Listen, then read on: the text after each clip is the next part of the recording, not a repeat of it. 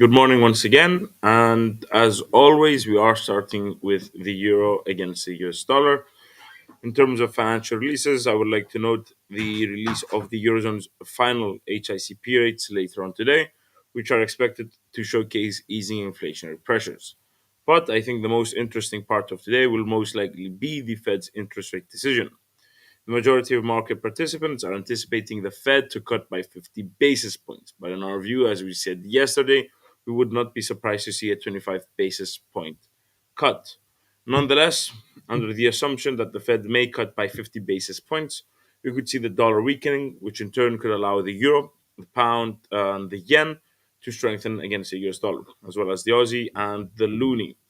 In terms of technical analysis, the Bollinger Bands appear to be smoothing out between our S2 support line and our R1 resistance level.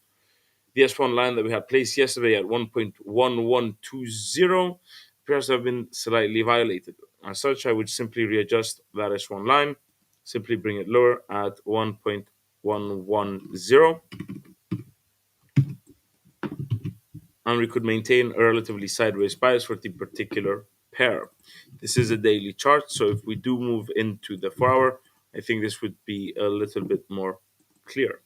So as you can see, just simply placing RS1 just below that level, it is finding support, and the pair does appear to be moving in a relatively sideways fashion.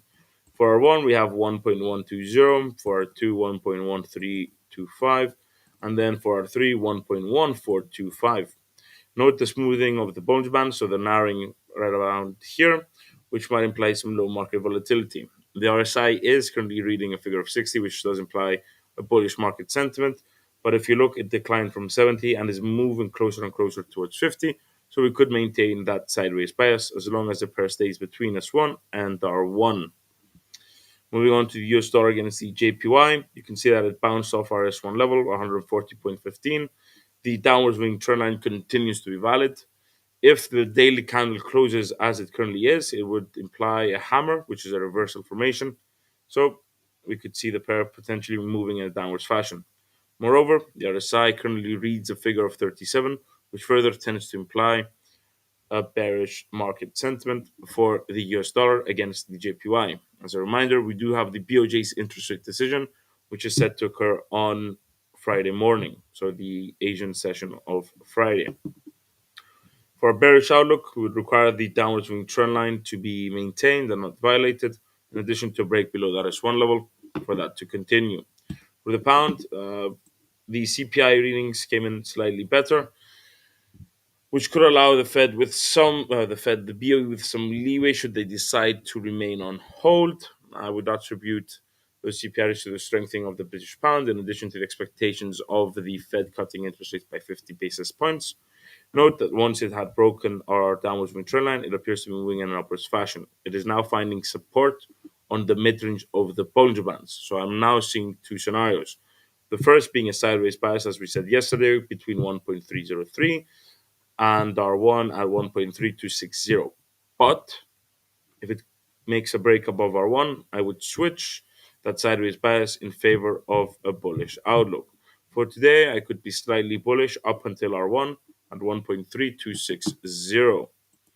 USD CAD, that upwards moving trend line is still valid. That R1 resistance level is about to be broken. It has been pierced through. It opened higher, but is currently just below that R1. So we could keep it at least temporarily. But I would be maintaining a bullish outlook for the particular pair, despite their SI currently reading a figure of 50, which would imply a neutral market sentiment. That upwards moving trend line for me is very nice, and we are seeing resistance here, so this could be an ascending triangle, nice compaction, and then we could see a clear break above, potentially even taking aim for that R2 resistance level at 1.3720. So for the US dollar against the Canadian dollar, I would be maintaining and opting for a bullish outlook. For the Aussie does appear to be re-entering. Well, it still is above that S1 level that we had placed yesterday, taking aim for R1 at 0.6795. If it doesn't break above that R1 level, then we could maintain a sideways bias. But if it does, then we could switch and maintain a bullish outlook. I can see an upwards moving trend line being formed as well. So as a reminder, for a trend line in general to be established, you need 2 points of contact and then a third, which is this candle here, for it to be validated. So this is indeed an upward moving trend line based on the theories of technical analysis and charting techniques. So we have an upward moving trend line is bullish. So for the Aussie, I would be maintaining a bullish outlook. Dollar against the Swiss franc does appear to be moving in downwards fashion. Note the downwards moving trend line is still validated, continues to be valid. One could even say that if it finds resistance around here, it could be a formation of a descending triangle, which is bearish in nature, and thus would be maintaining a bearish outlook for the US dollar against the Swiss franc. For the S&P, slightly bullish. Crude oil, yesterday's API figure showcased an increase in oil inventories, which might imply that demand is not that much. This for me would be a lower high. So we could maintain a relatively bearish outlook, but still found support on S1. So we would be maintaining a sideways bias between S1 and R1.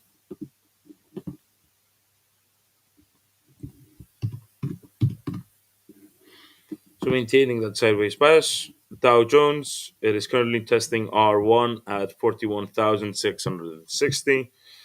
Would be I would opt for a bullish outlook for the particular index.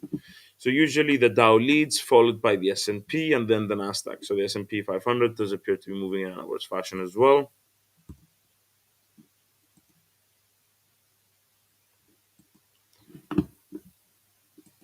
Dow Jones about to create a new. It has created a new all-time high yesterday, so we could maintain that bullish outlook. But it does need to close above that R1 level for a bullish outlook to continue. Otherwise, next scenario is sideways between S1 and R1. Moving on to gold, you can see that gold has found resistance at 2,590, as we had mentioned yesterday. As we said, this candle has closed below yesterday's wick, which might imply that this is a reversal formation in terms of a higher high being formed. So swing high. Would not be surprised to see the precious metal move lower towards 2,530, which is my support level, before moving higher once again. But for today, you could maintain a bearish outlook, potentially down to S1. This is a daily chart, 4 hour as well, finding resistance at 2,590. RSI making its way down to 50, which might imply that the bullish market sentiment could be slowly fading away. Onto Intel staying sideways between 18.90 and 22.10 as we have placed. Good news for Intel. Still might require a bit of a retracement before continuing on its ascent should it break above that R1 level. Microsoft finding resistance at 370.90, so that is a resistance level which we placed yesterday. We are still maintaining that bullish outlook for the company's stock price, but it does need to open and close above that R1 resistance level of 437.90, which we had placed together yesterday as well. RSI is at 64, further supporting our hypothesis. On balance volume shows that the predominant volume that is aiding this trend is moving in an upwards fashion, so more people are buying Microsoft stock. Google, if I'm not mistaken, just won a ruling against the European Commission, which could support their stock price as well.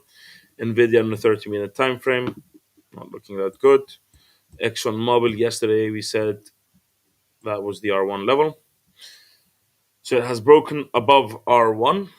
It would be nice to see it close above and open between R1 and R2.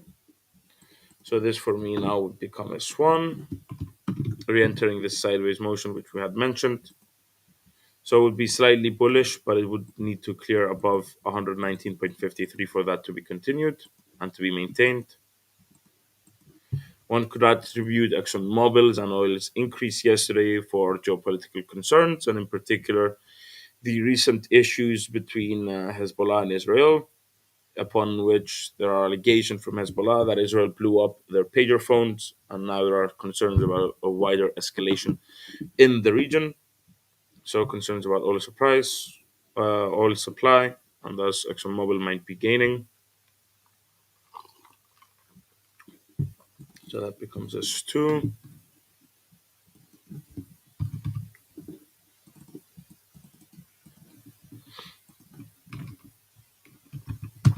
S3, that becomes S4, R1, R2, R3.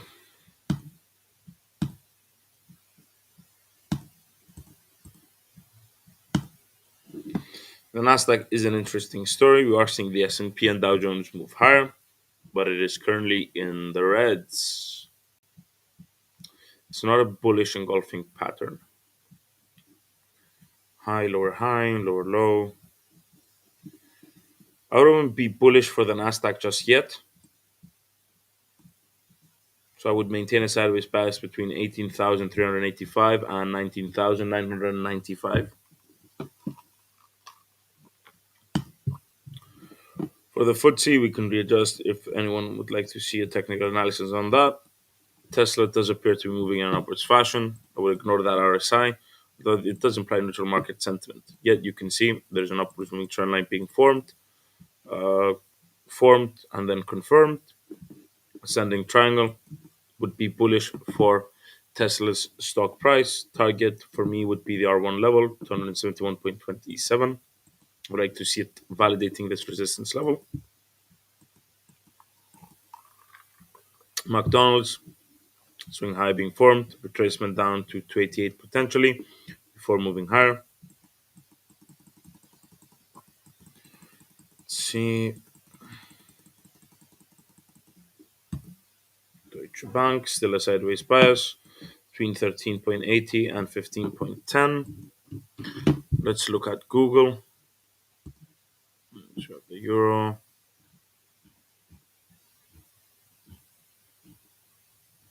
Let's see. Let's see if we can find Google. There we go. And then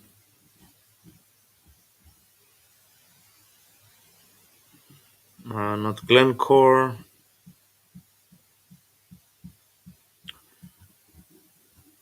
Let's just do Google for now.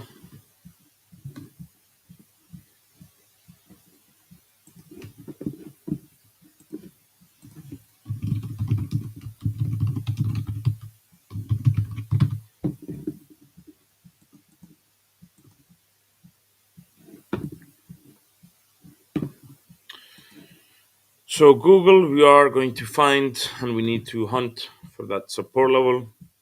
We can use a daily chart, so we can.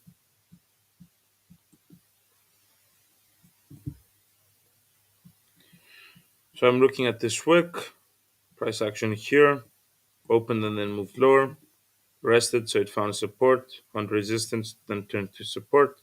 156.83. We do have a death cross having been formed, which is bearish in nature, but the RSI moving close to 50, and the recent news surrounding Google might be bullish for the company's stock price. So I would place my S1 at 156.83. Then for my S2, I'm seeing these two candles here. Found heavy support and then moved higher despite wicking through. So that would be my S2. And then for S3, looking at this, let me just show you.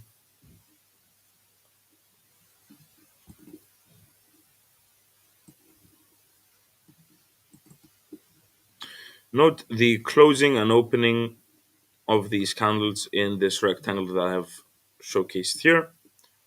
One, a second, and then a third and a fourth. So it wicked, found resistance, turned to support, moved higher, gapped up. So 139.33, that is my S3 support line. And now for resistance, we do need to find an area upon which there was heavy selling pressure or upon which the company stock price found significant resistance. And I would be placing it at 163.98. Once again, look to the left of your screens.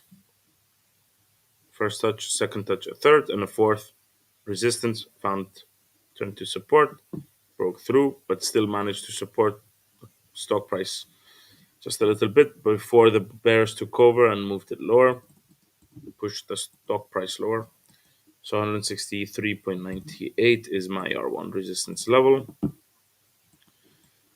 The next resistance level I would place heavy buying pressure, broke below, acted as resistance, 173.63. And then same issue here, support, turn to resistance, moved lower. Now we'll be adding those text labels.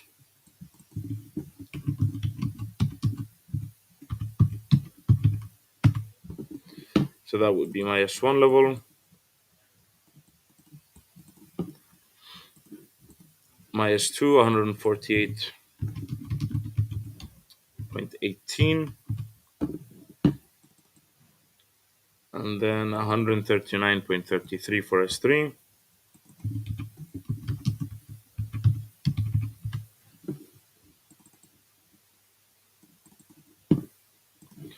For resistance, 163.98.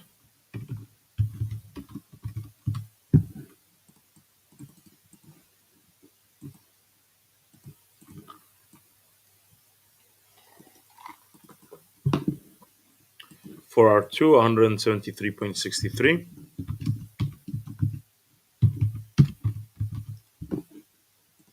For R1, 181.48. For R3, 181.48.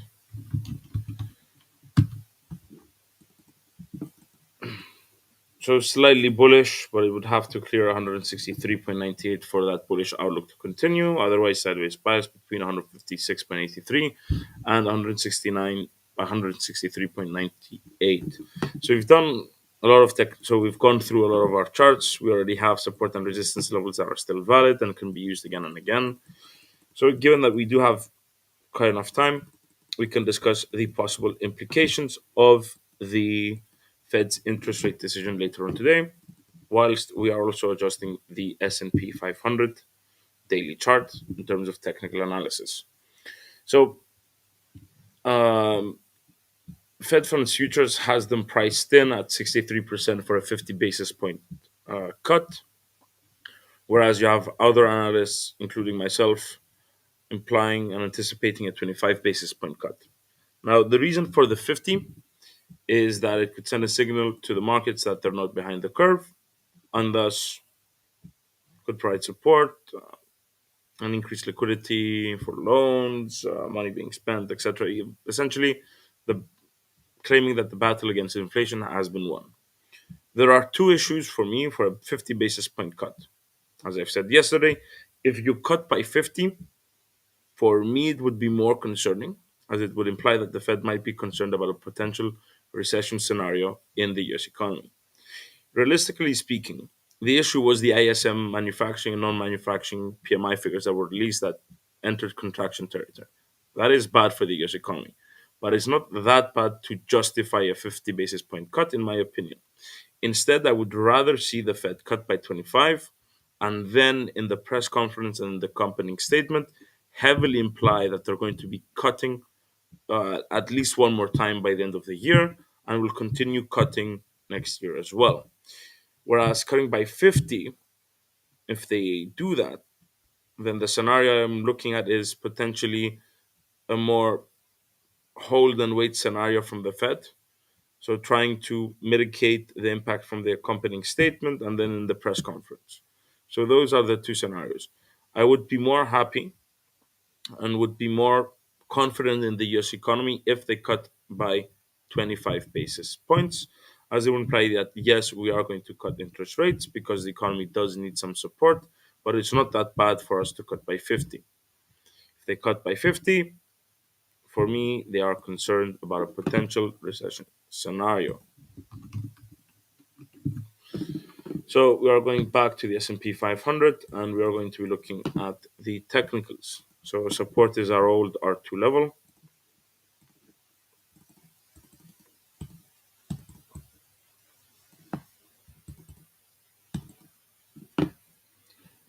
So 5,577, 5,405 for that is two support line, 5,235 for S3, and then we will be adding S4 in as well.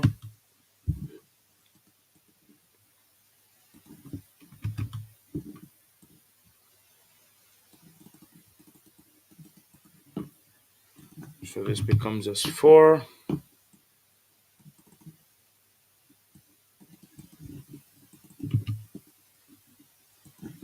becomes S2,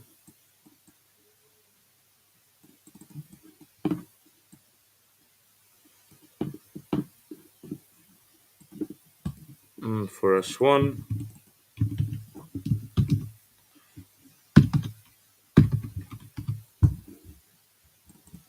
5,577,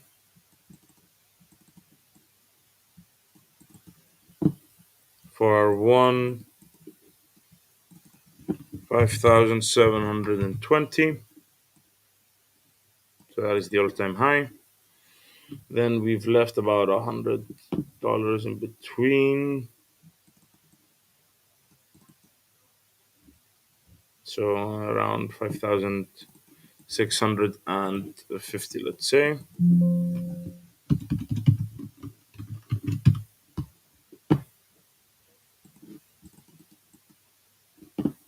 5,850.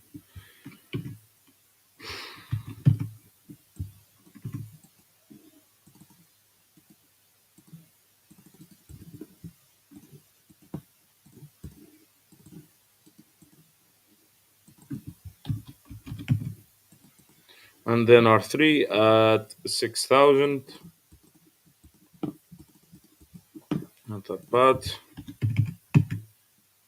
So these are hypothetical resistance levels from R2 onwards. R1, 5,720.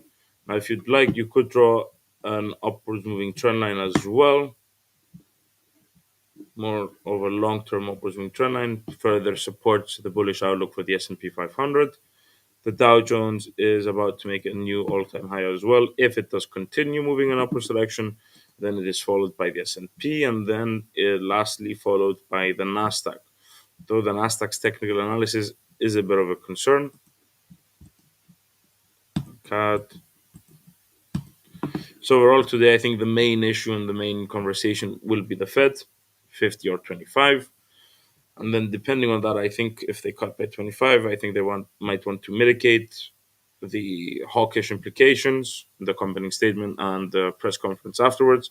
But if they cut by 50, they might try to mitigate the very dovish implications and could potentially try and signal to the market that they are not concerned about a recession. It's just that they want to be ahead of the curve. Then that would be good for the US economy.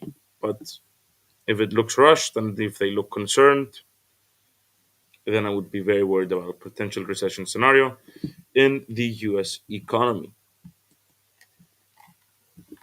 So Nvidia, ExxonMobil, Swedish krona,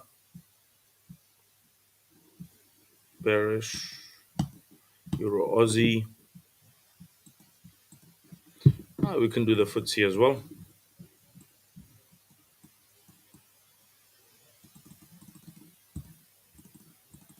So let's see. Resistance 8,330, let's say. So that would be my R1.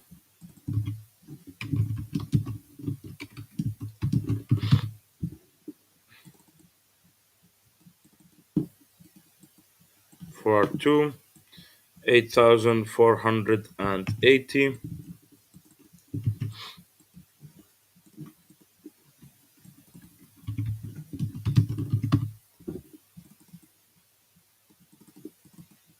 So we've left about $150. So 8,500. 1,550, I think, would be a nice resistance level, purely from a psychological perspective. But it's too close to R1. So 8,620 potentially. equidistant between R1 and R2 and R2 and R3. Makes sense. For support, taking this recent price action, three occasions it found support at 8,180.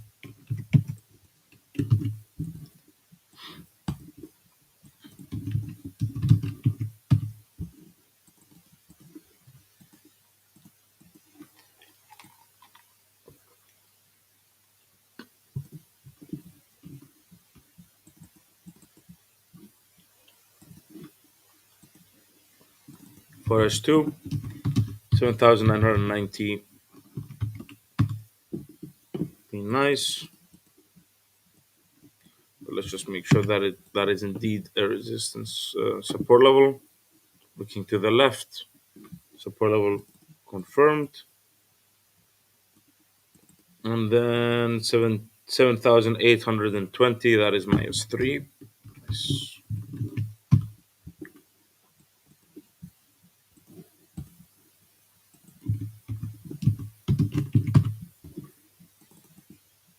And then we simply need to place our R3 text label.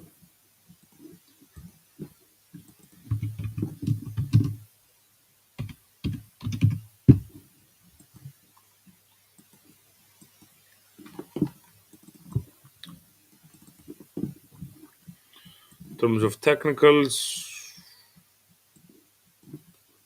upward moving trend line.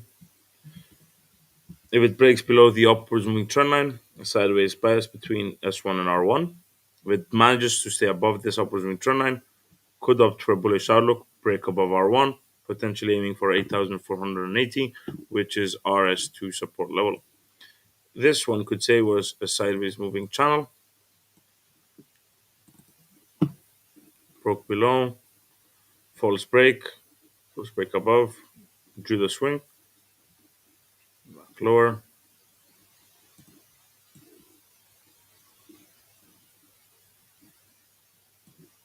This was also an upwards moving trend line.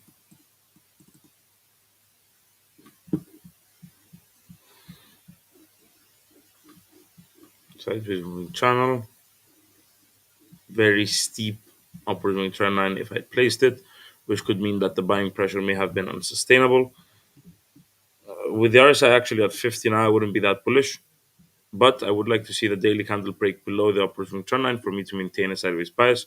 Otherwise, if it stays above, bullish outlook, potentially taking aim for R2.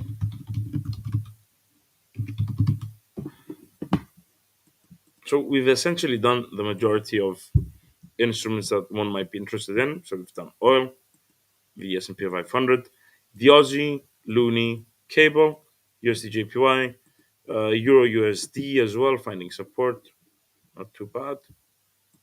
ExxonMobil, Swedish krona we haven't really done. We've done the FTSE, we've done the Nasdaq, we've done the Dow, we've done Tesla as well. We have the look at McDonald's, IBM. This is bearish for IBM. I haven't even seen the chart, but I think it is bearish. At least on a 1 hour time frame. Not looking good. I think it's temporary. Might be a retracement lower. 4 hour as well. Yep. Bullish momentum might be fading away slightly, but still overall bullish. Might be just due a reversal. LVMH continuing on its descent down to that S1 level that we've placed at 594.54, or one at 665.7. Bearish for LVMH. Airbus, Volkswagen. Volkswagen is nice. Volkswagen is just about to break that support level, which was resistance at 92.30. RSI is at 50. It's nice. Triangle. The next target could potentially be 95.58, but it's looking good for Volkswagen stock price, at least on the 4 hour time frame. On the daily chart, still has some way to go. But still, it's a nice retracement from Volkswagen, considering the recent issues that they've had. Deutsche Bank is probably still in that sideways bias. I've also looked at Google, which is nice. Deutsche Bank, yep, keeping that sideways fashion between 13.80 and 15.10. And that's mainly it. Thank you once again for tuning in, and I'll see you all tomorrow.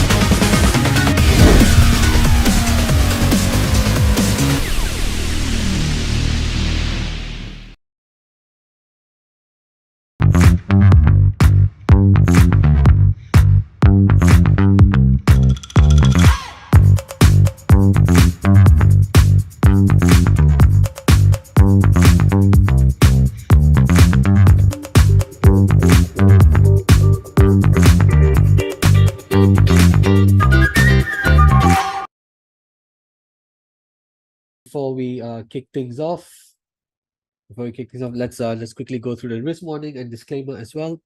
Do take note that all the products are traded on margin and carry a high level of risk, and it is possible to lose all your capital. Right? These products may not be suitable for everyone, and you should ensure that you understand the risk involved. All right, do take note of the disclaimer as well.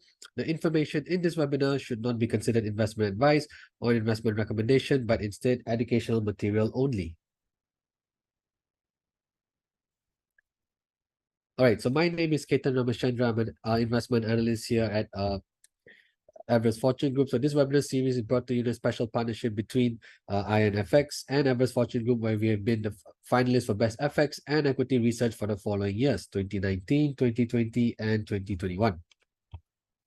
All right, so today's webinar series will be the first part of the Fibonacci series.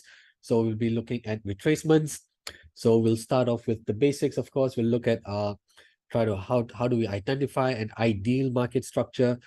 How is it different from something that's non-ideal?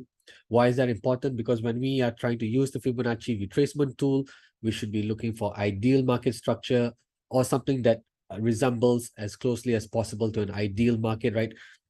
Being the real life world, nothing's ever ideal when it comes to market structure or price action, but we are going to look for something that's going to be as close as possible to the ideal structure.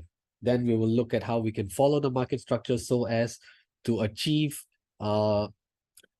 good or to achieve significant Fibonacci retracement levels, right? When we do not use the Fibonacci retracement tool correctly, and when we do not follow the market structure as closely as possible, then the retracement levels that are highlighted by the Fibonacci retracement tool will not indicate significant resistance or support levels, right? So that's the basics. We are going to identify what is an ideal market structure, what type of price structure in reality mimics the ideal market structure, and then how to follow that, and how do we draw the Fibonacci retracement from the starting point to the end point. Then we'll also look at the various Fibonacci retracement levels.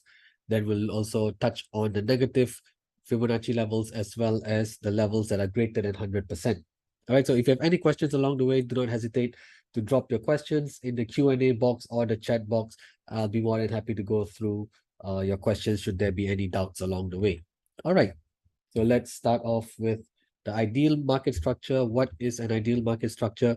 Well, first of all, we'll start off by looking at what is wrong, right? Okay, so when we are trying to draw a Fibonacci retracement, we're looking for significant swings, right? So we're looking for market swings, so like a swing high or a swing low, right? In this example here, what we are seeing, this GIF is showing us an example of insignificant swings, right? So you can see here, I'll just label it. This is number one. This is number two, right? So swings like these are pretty insignificant, right? And also here, looking at here, three, this is a swing high, four, and five, right? When you look at one, two, or even this one here, let's label this six. You can see this swings, all these swing highs here, these are the highs. They're all pretty insignificant. So we're not looking for these sort of insignificant swing highs, right? Similarly, when we look for the swing lows, you look here, A, B, C, D, right? These are insignificant swing lows, right? So we're not looking for this type of market structure where the swing highs and swing lows are insignificant. This is pretty noisy, right? To a certain extent. So what we're looking for in a market structure that will have significant swings. Now, this can be swing highs and swing lows, of course, right? So now that we've had an example of what is or what are insignificant swings, let's move on and try and see how do significant swings actually look like, right? Okay, now here we have a GIF showing us examples of how to identify significant swing highs and significant swing lows, right? As you can see here, we need to look for significant swing highs and lows. So clearly we can see here, point number one is a significant swing high. Point number two here is a significant swing low. Point three is another significant swing high. Point four is another significant swing low. Point five is a high. Six is a low. Seven is another high, right? So this GIF is clearly illustrating how do we identify significant swing highs and lows in market structure, right? So you can clearly see this is a swing high here, point one. This is a low, high. Number four is a low, five is a high again. Six is another low, and seven is a high, right? So do take note. This is how, this is a type of market structure that we're typically looking for when we're trying to identify swing highs and swing lows, because that's very important. That's basically the main foundation of Fibonacci retracements. We need to identify the significant swing highs and swing lows so that when we actually use the retracement tool and we draw the Fibonacci retracements, we are going to get retracement levels that would actually function as, or that would potentially function as very significant resistance or support levels, right? So what we're trying to do is increase the probability of these retracement levels functioning as a significant support or resistance, right? If you don't draw the Fibonacci retracement in the correct manner, the subsequent retracement levels are very likely not to yield any significance, right? Be it as a support or resistance, okay? Right. Now, how do we follow the market structure, right? Now that we've identified significant swings, highs and lows, now how do we how do we follow the market structure when we use the Fibonacci retracement tool? So as we can see in this GIF here, point one is clearly a significant swing low. That's fine. That's great. Point two is also a significant swing high. Point three is another significant swing low. And point four is another significant swing high. But in this example, they're drawing the Fibonacci retracement starting from point one, but going all the way up to point four. As you can see here, the highlighted diagonal line, right? You can see the highlighted diagonal line is going to come up again.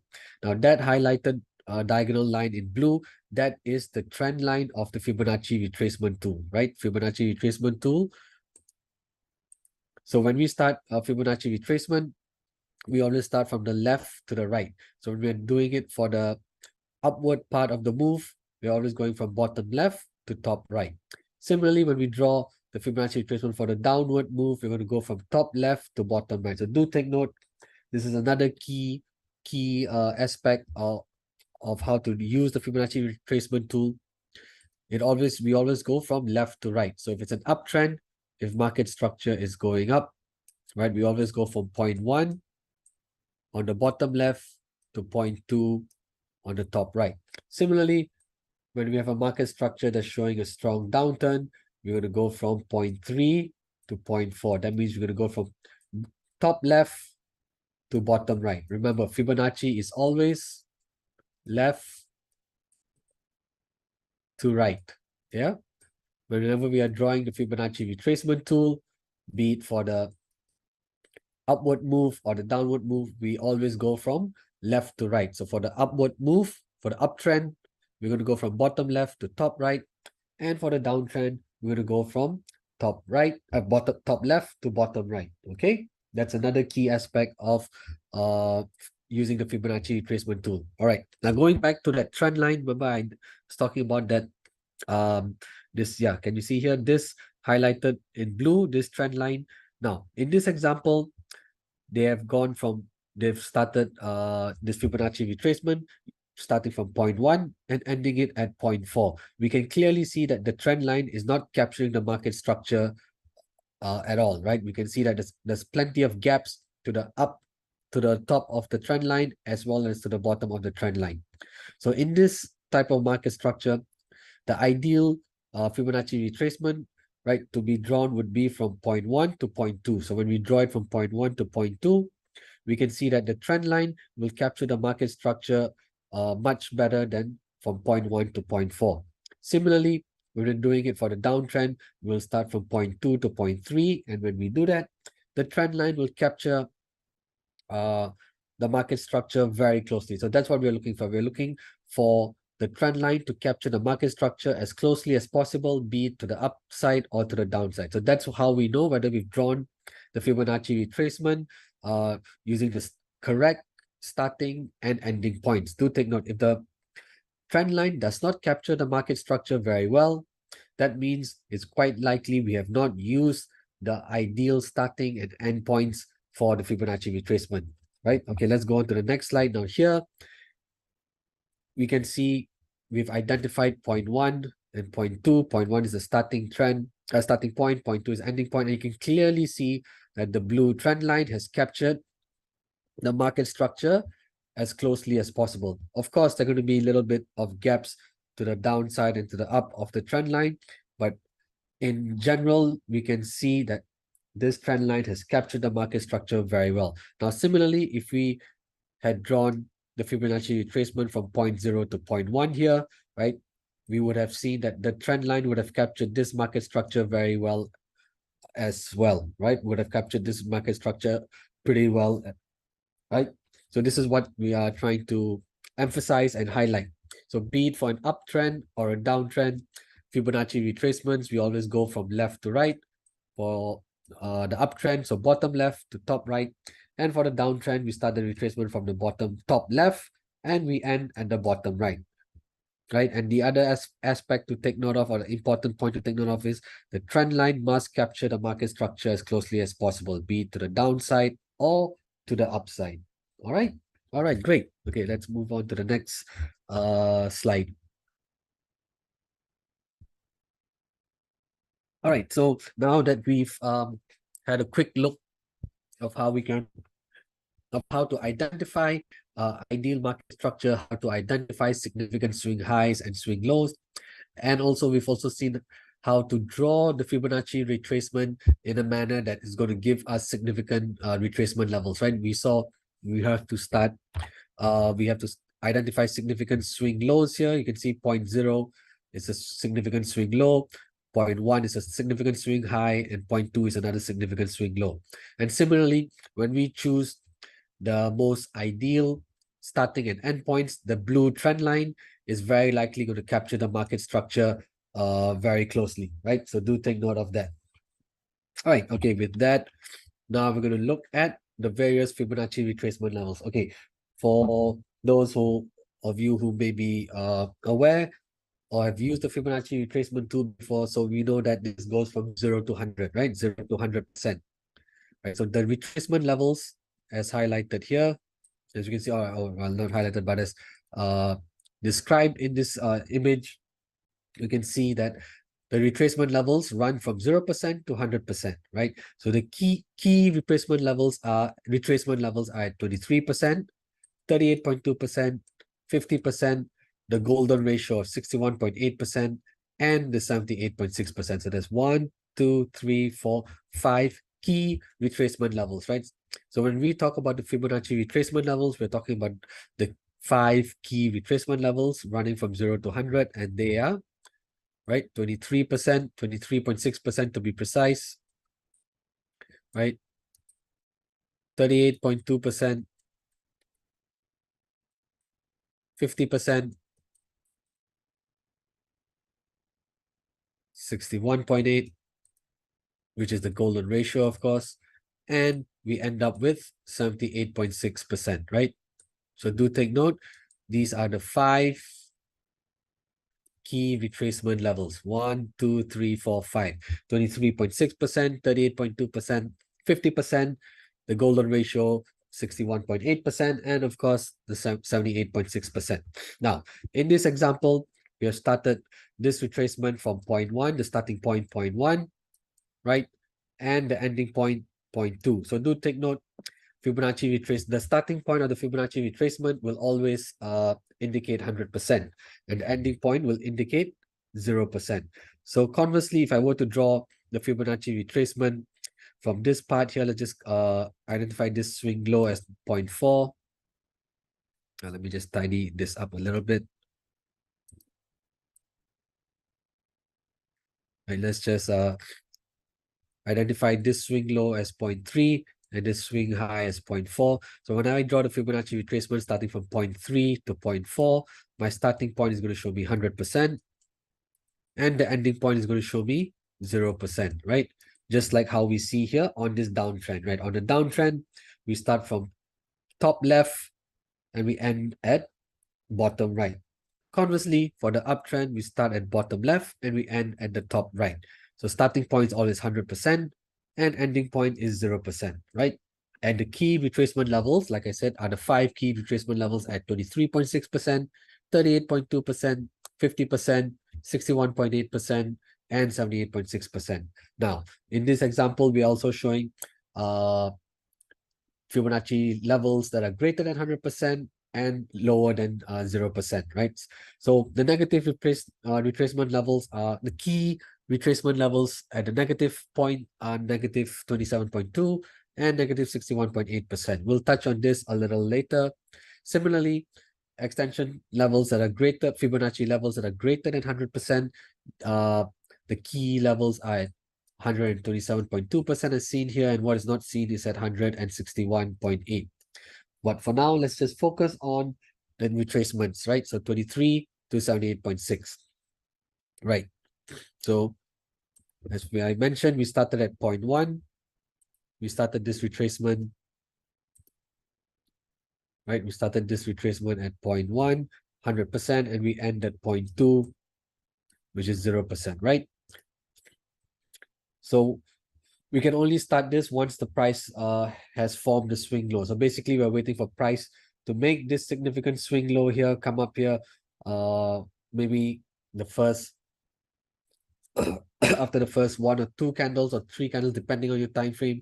Let's just assume we are on the 4-hour time frame and we see 2-3 candles, at least 1 or 2 candles being formed after we see the significant swing low. That's when we can draw the retracement. So in this case, we're drawing the retracement from 0.1 to 0.2, and what the subsequent retracement levels at 23, 38, 50, 61, and 78.6, what these levels are going to highlight. These levels are what these levels are going to highlight are potential resistance levels. Do take note when we draw the Fibonacci retracement for a downtrend like this, the subsequent retracement levels are going to help us identify potential resistance levels. All right.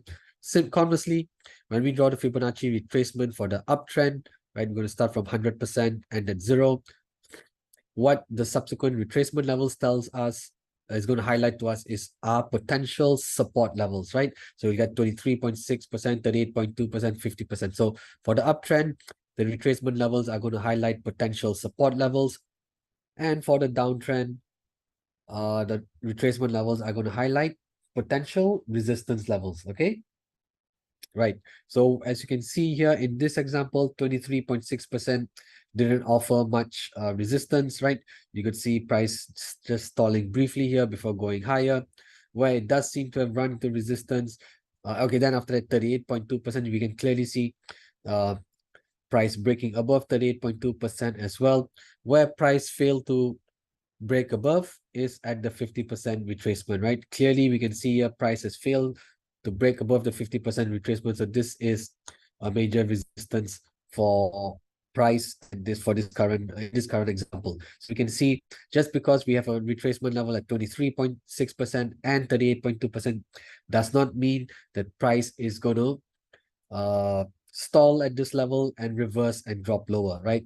They are just points that are going to help us identify potential, right? What is important here, they are highlighting potential resistance levels. It doesn't mean that they will act as significant resistance levels, but what the retracement levels here are going to highlight is they are highlighting potential resistance levels. But in this example, you can clearly see 23.6% and 38.2% did not offer any major significant resistance. Where price did stall was under the 50%. So now we know that 50% is a significant resistance level and is going to take something pretty like a strong catalyst for price to break above this level. All right, so do take note. The retracement levels highlight potential support or resistance. They do not indicate or they do not guarantee that these retracement levels are going to function as very significant support or resistances, right? Do take note. That's a very important, another important aspect of using the Fibonacci retracement tool. All right, okay. Moving on. All right. As I mentioned, the key retracement levels are 23, 38, 50, 61, and 78. Levels that are lower than zero. We also have Fibonacci levels that are lower than 0%. And we have Fibonacci levels that are higher than 100%. So we're going to get to those as well. All right, so the negative Fibonacci levels, right? So the negative Fibonacci levels are also known as expansion levels. You can see the key negative Fibonacci levels are negative 27% and negative 61.8%, right? These negative levels are also known as expansion levels, all right? So you may hear or come across this term, so do not be confused if you come across the term Fibonacci expansion or expansion levels, right? They simply refer to the negative retracement of negative levels, which are at negative 27.2 and negative 61.8. All right.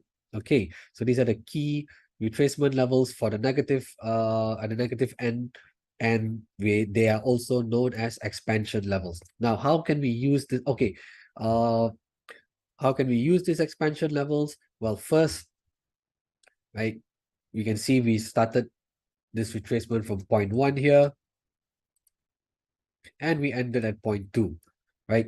And we can also see 50% is here. So in order to use the negative levels, or not rather to use, but for the negative levels to provide or to function as significant support levels, we actually need to see price retrace up to at least 50 to 61.8%, right? Do take note, price must retrace, right? After forming this low here, this significant swing low here, price must retrace to at least 50% or even better, 61.8%. So that when we see a market structure like this, and then should price reverse and drop lower, breaking under the 0% or the ending point, that means that these negative levels are expansion levels at negative 27.2 and negative 61.8% Fibonacci are going to potentially function as significant support levels, right? So do take note, this is another key aspect when using the expansion levels. The Fibonacci, the market structure must retrace up to 50 to 61.8%. It must, right? So at least 50%, and then should price reverse and drop lower, breaking under the ending point, that means negative 27.2 and negative 61.8 are going to potentially function as significant support levels, okay? This is a very important aspect, because if price only retraces up to 38.2% and then stalls and reverses to drop lower, that means this levels here at negative 27, negative 61 may not offer significant support, right? Do take note. This is one key criteria, right? The key criteria is retrace the retracement has to come up to at least 50%, right? The retracement has to come up to at least 50%. I'm talking about this retracement here, right? It has to retrace up to at least 50%, even better if it comes all the way up to 61.8. And then as it reverses to drop lower, the expansion levels are then likely to function as significant support. All right. Okay. Now, in this example, we can see clearly that price has retraced to 50 and has even reached 61.8%, right? And then has now started to reverse and drop lower. Now, so how can we use these expansion levels? First off, as price starts to retrace to drop lower, we can also use the 0%, for example, as a potential take profit level, right? So if you go short on this position here and price is reversing, right? Perhaps there's a strong bearish catalyst that has a combination of a strong bearish catalyst and your technical analysis is telling you this is now a potential short entry where you would identify your take profit would be potentially here at the major swing low here at 0%. And should price continue to break lower, you can identify your second TP or take profit at the negative 27.2%. So, right, this is where we can this is how we can use the negative Fibonacci levels or the expansion levels to help us identify potential take profit levels for the short side, right? So in this example, you're seeing it for the short side, for a potential short trade, right? So typically, in this scenario, price will, if price breaks below this swing low here, it will typically find support at negative 27.2%. And usually it does bounce off this level to return to 0%. So do take note. So this is how we can use the negative 27.2% Fibonacci expansion level to help us identify a potential take profit on the short side or for the potential short trade, right? Okay. With that, okay, now we're going to look at Fibonacci levels that are greater than 100%, right? The key Fibonacci levels that are greater than that are greater than 100%, as I mentioned earlier, at 161.8 and also at 127.2%, right? These are the two key significant retracement levels. Extent levels that are greater than 100, and these levels that are greater than 100, they're also known as Fibonacci extensions. All right, do take note. Right, so if you come across the term Fibonacci extension levels, it is simply referring to levels that are greater than 100%, and they're specifically referring to 127.2% and 161.8%, right? Just like for the Fibonacci expansion levels. So similarly, if you come across the term Fibonacci expansion levels, they're referring to levels that are the negative levels, and specifically referring to negative 27.2 and negative 61.8. Okay, so expansion levels are negative, also known as the negative Fibonacci levels, also known as Fibonacci expansion levels. And the Fibonacci levels that are greater than 100% are also known as the extension levels. And the key extension levels come in at 127.2 and 161.8%. All right, so in this example here, right, we see price from this starting point here, point 1 making the swing high here, and then point 2 has made the swing low here. So how we can use the extension levels is we can use these extension levels to help us identify the take profit, a potential take profit zones. Sorry. So in this case, you can see price has made this Nike tick structure. You can see this Nike tick structure, right? We all know the company Nike and its logo, which is the tick. And you can also clearly see a price. This market structure here is following this Nike tick structure. So what we see is, or how we can use the extension levels, is when we see price reverse strongly and come back up to the starting point, which is at 100%. Here we can say we're looking for a potential bullish breakout here, right?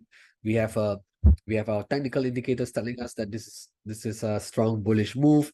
We also have a strong fundamental data catalyst that's driving this move as well. So we are looking for potential bullish breakout. So when price breaks above 100% here, how we can use the extension levels is we can use them to identify potential take profit. So for example, 161 here has been identified here, and 127 is probably somewhere around here. So we can use these extension levels to identify potential take profit. So this could be the second take profit zone, whereas the 127.2% would be the first take profit zone, right? So this is how we can use uh, the extension levels to help us identify potential take profit zones should price break above the 100% or the starting point and continue to drive higher. And then from here is where you could potentially, is to identify a major resistance level. And from here, you could also potentially initiate a short trade idea as well. Because when you see price failing to break above the 161.8% extension level, it is quite likely it is going to drop lower. So as price moves away from this extension level and starts to drop lower, you can initiate a short entry, and your stop loss will be placed slightly above the 161.8% Fibonacci retracement to give us a little bit of a buffer, right? To give us a little buffer.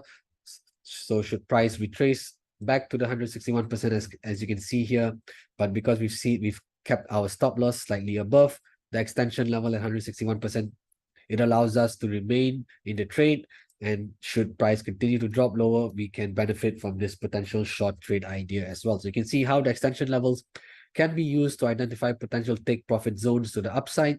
And then once it hits 161.8% Fibonacci retracement extension, and then it starts to pull away, you can also consider uh, initiating a short trade idea where you put the stop loss slightly above the 161.8% Fibonacci extension. All right. Okay, great. Let's see. Right, okay. Um, we've come to the end in terms of my slides. So what are we going to do? What we are going to do now is we are going to move over to trading view and try and find examples of how to use the Fibonacci retracement tool correctly, right? So we're going to start, of course, just start off with the basics. All right. Okay. So here I am on trading view. I'm on the 4-hour time frame, and I'm going to use the dollar index as an example. Right. So first of all, we're going to try and identify significant swing highs and swing lows. So let's just do this exercise together, right? So just to take note, when we are using Fibonacci retracement tools, they generally work better on the higher time frames, right? So they generally work better on the 1 hour time frame and above, right?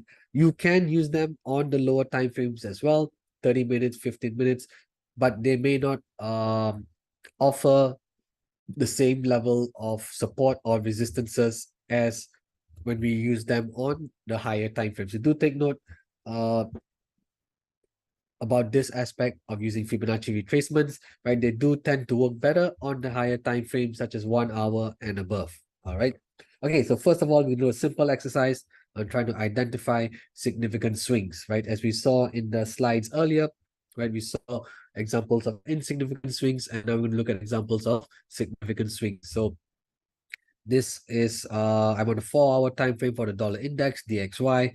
My chart is showing the price structure from end of September all the way to present time. So I think it's quite clear by now where the significant swing lows and swing highs, right? So, right, you can see here this is a significant swing low here.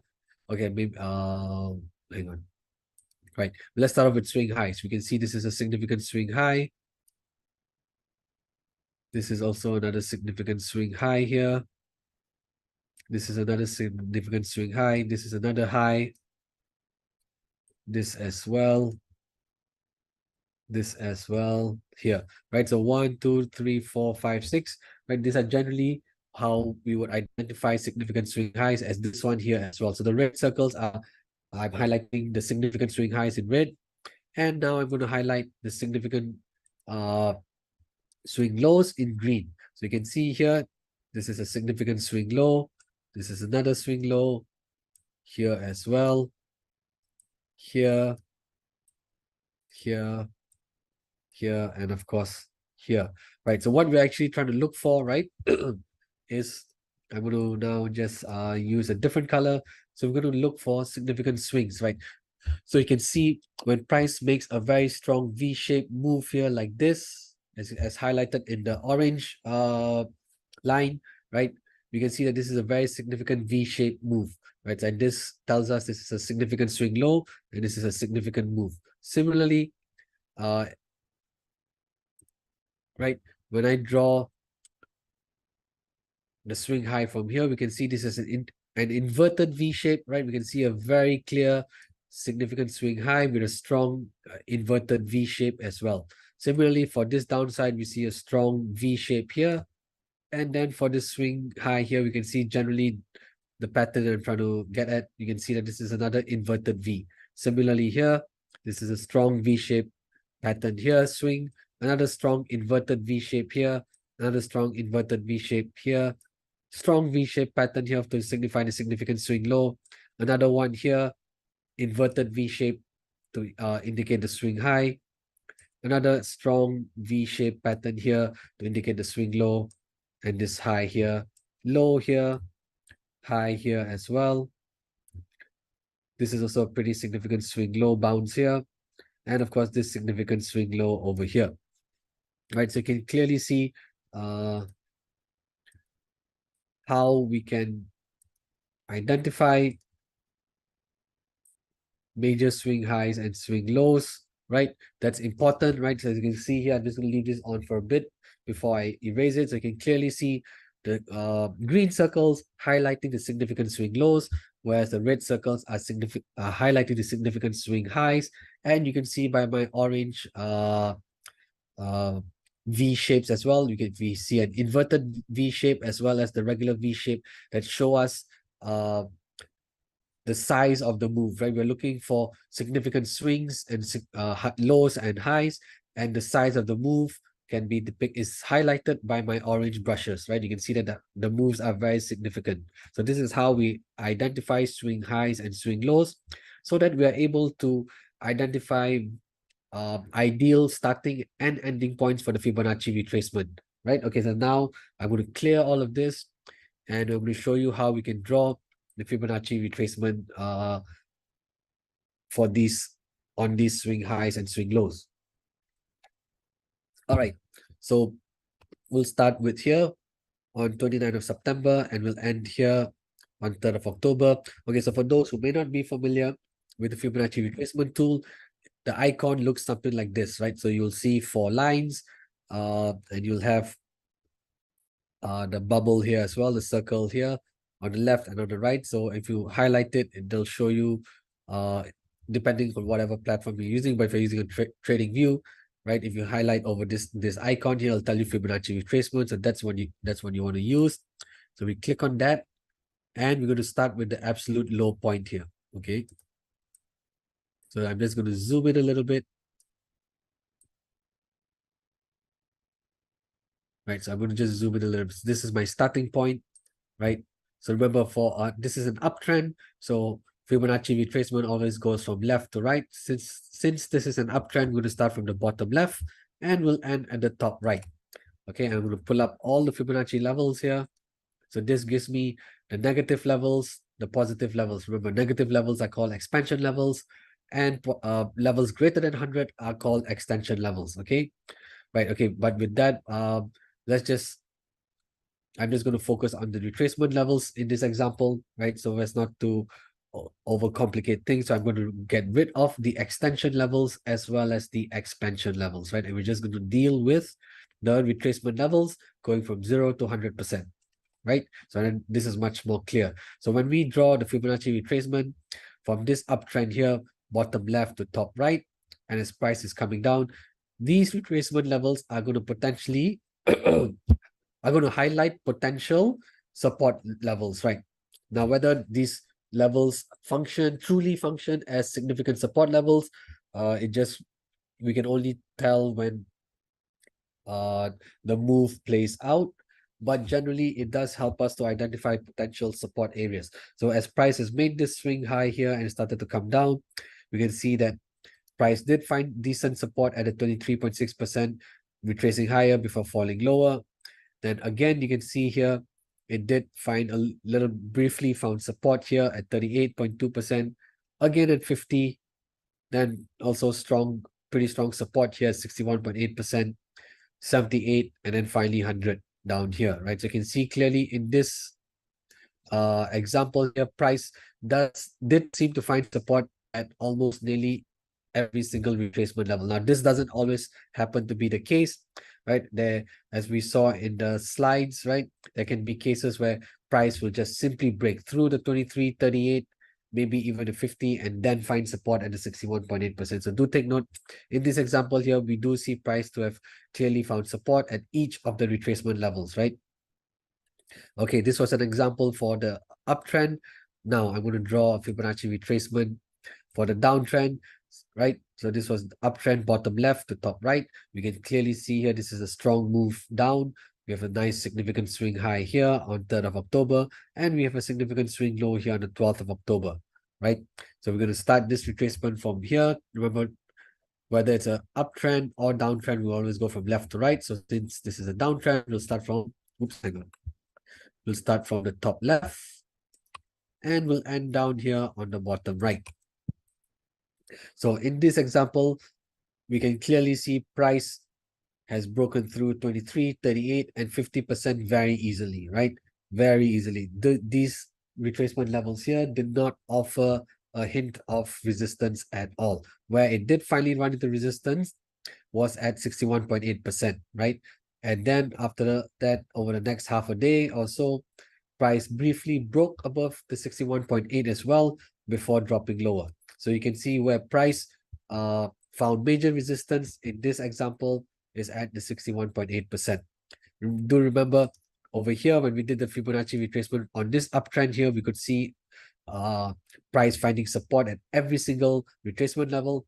However, for this part of the move, we can see where the only level that offered serious resistance was at the 61.8% Fibonacci, right? So you can clearly see no two Fibonacci retracement is going to behave the same way, right? We are never going to see the same retracement levels functioning as a major support or resistance, right? Every swing high and swing low, or every uptrend and downtrend is going to be different, right? So do take note of that. There's nothing set in stone with regards to the Fibonacci retracement levels. It could be a case where the retracement levels offer support or resistance at every single level, or there could be a case like what we're currently seeing, where only the 61.8% has offered significant resistance. All right. Okay. So here we can see the price running into resistance 61.8 on 12th of October, 13th of October, as well as 19th of October, right? Okay, so these were the two examples of how we can use how we can draw the Fibonacci retracement for an uptrend and downtrend. All right. Okay. Now let's move over to somewhere to where price is currently trading. Right. Let's see where price is currently trading and perform some technical analysis here using the Fibonacci retracements.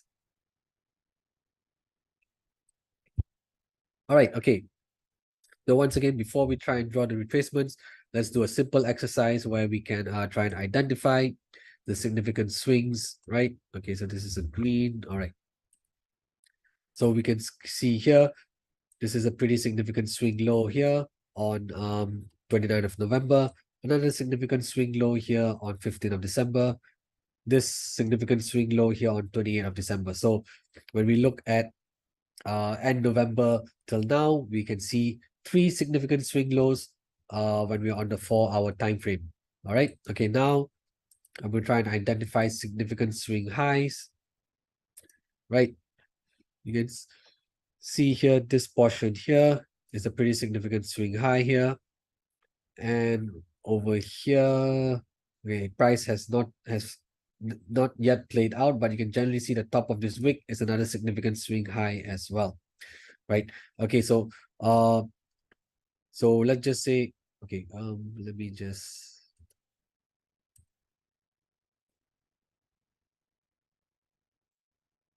Okay, I'm just going to highlight my points so it's easy to refer to as well.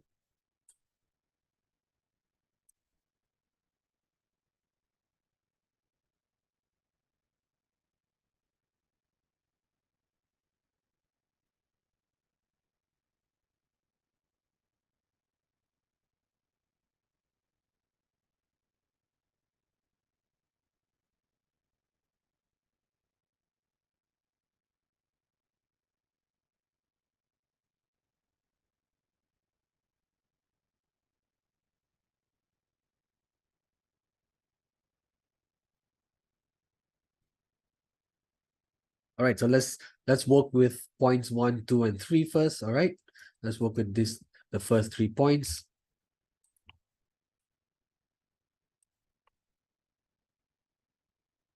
All right, so we have identified our major swing highs and swing lows.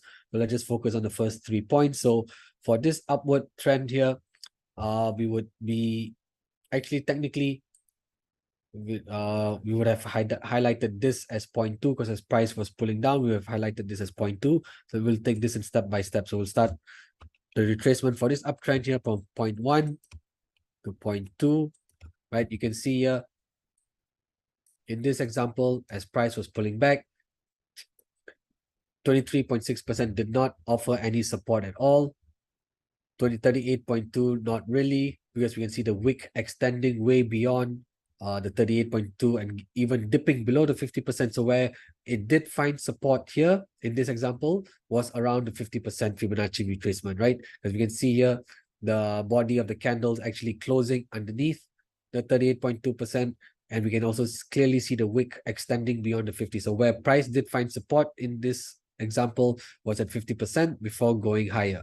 And as price comes up here, right? When a new high is made, we cannot use point 2, the original point 2 anymore. If we do wish to use the Fibonacci retracement, we have to move our ending point now because this is a new high. We have to move it to here, which is, yeah.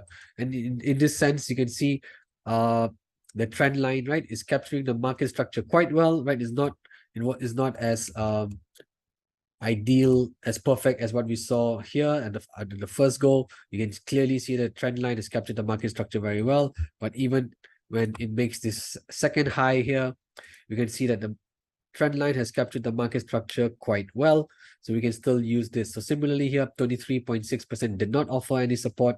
Where it did find support was this time round at around the 38.2 before retracing higher and then finally smashing through all the other levels. You can clearly see here as it smashed through 38.2, 50%, 61% offered no support. Where it did find support briefly was at around the 78.6% Fibonacci retracement. All right, you can clearly see how the retracement levels help us to identify potential, right? The key word here is potential support levels or potential resistance levels, right? Nothing is set in stone. It doesn't mean price has to react off each level, but it's just helping us to identify potential support or resistance levels. Okay. Now, after price has come down here, it has found support around 100 and 190 before proceeding higher. So now we have point 2 and point 3. We can also run a Fibonacci retracement on this downturn. So we'll start from here, point 2, 11th of December, going down to point 3, which is the 14th of December. So in this case here, we can see as price was retracing higher, these retracement levels are helping us to identify potential resistance areas or zones, but we can clearly see 23.6% offered no resistance. Where it did run into resistance was around the 38.2%, right? 38.2% was where price found resistance before dropping lower. And you could see from 18th December all the way till 3rd of Jan, right? This price failed to break above this level until just recently last week. Okay, so this is how we can use the levels here. Now, as price comes down here, right, we can see now this, I would use this as point, let me highlight this as 0.4, right? So you can see here, this is a pretty significant swing high. This is a significant swing low. So if I were to extend this Fibonacci retracement, right, I go from 2 to 4, right, we can see that the market structure, the trend line has captured the market structure quite well, right? Quite well. Some would argue that because this has drifted too far, I would not use point 2 as a starting point, but rather I would try and use point 3 here, for example, this point here. Okay, here the market structure, the trend line captures the market structure a little bit better, but even here, I think to me this is still pretty all right, right? This is still pretty all right here. You can see at this part, especially the beginning of the move, the trend line captures the market structure very well, and the second half of the move, it captures it pretty well as well. It's only this bit here. So as price is retracing higher, we can see clearly 23.6, 38.2, and 50% retracement levels offered no resistance at all. Where it did run into resistance was around the 61.8% Fibonacci retracement, right? So you can see here, this retracement levels are just going to help us identify potential resistance, but you actually have to see where price is actually going to run into, right? So you can see here, because this is also an overlap, a pretty strong resistance level here, right? As price retrace higher here in 18 December, this forms a pullback resistance, right? This forms a pullback resistance level. And you can see price actually running into resistance here on 3rd of Jan, right? It broke above 23, 38, and 50 very easily, but it actually stalled at around this resistance level here at 102.64. And also we can see how the 61.8% Fibonacci retracement has also helped us to identify another strong resistance zone above this pullback resistance. Okay. And now, okay, I'm going to label this as 0.5.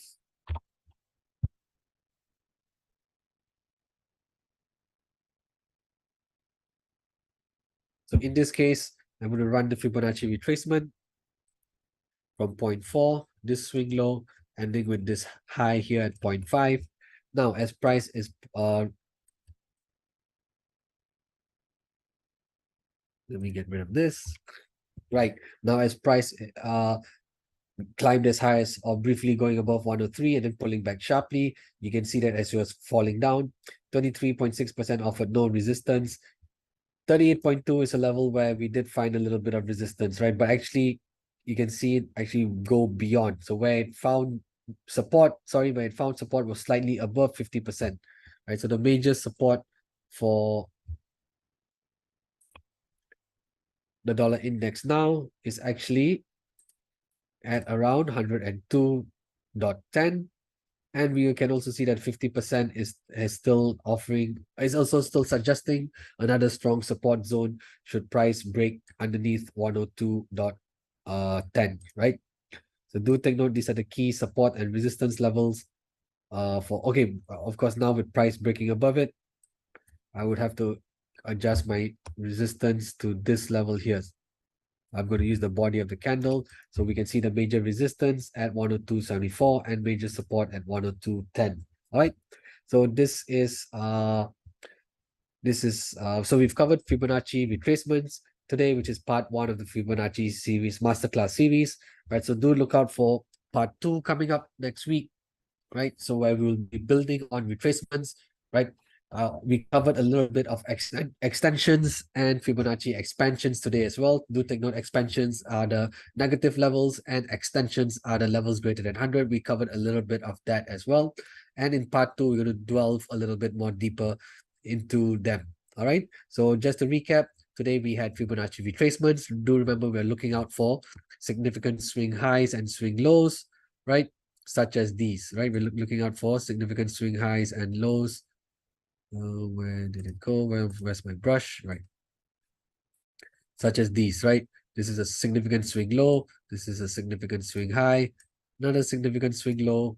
Also another significant swing low and swing high. So do take note. It is important to identify a good or ideal market structure where we can clearly see the significant swing lows and the significant swing highs, so that when we draw the Fibonacci retracement tool, we're actually going to get uh, indication that these retracement levels are going to offer uh, significant support or resistance. And do take note that the trend line has to capture the market structure as closely as possible. All right. Okay. So we've come to the end of today's webinar. Thank you all for tuning in. Do look out for next week's uh, Fibonacci series part 2, right? And do register for that as well. All right. Take care. Have a great trading week and enjoy your weekend as well. All right. Thank you, everyone. And I'll see you guys next week. All right. Take care.